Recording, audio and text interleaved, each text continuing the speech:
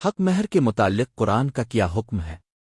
حق مہر محدود نہیں ہے، نہ تو کم از کم حق مہر کی کوئی حد ہے، کیونکہ نبی اکرم صلی اللہ علیہ وسلم نے نکاح کی خواہش رکھنے والے ایک شخص کو کہا، حق مہر کے لیے لوہے کی کوئی انگوٹھی ہی لے آؤ، اور نہ ہی اکثر حق مہر کی کوئی حد ہے۔ قرآن کی آیات ہے سورہ النساء آیات نمبر 20۔ اور اگر تم کسی بیوی کی جگہ اور بیوی بدل کر لانے کا ارادہ کرو، اور تم ان میں سے کسی کو ایک خزانہ دے چکے ہو، تو اس میں سے کچھ بھی واپس نہ لو۔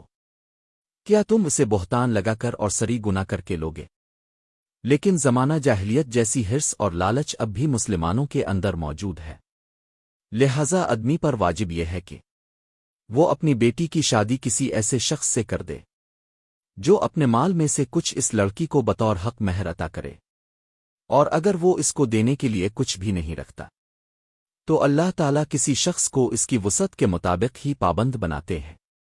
میں نہیں کہوں گا کہ تم اپنے مال سے کچھ دو جبکہ تم کسی چیز کے مالک نہیں ہو، لیکن تمہارے ساتھ تمہاری استطاعت کی حدود میں رہتے ہوئے نرمی کا مظاہرہ کیا جائے گا۔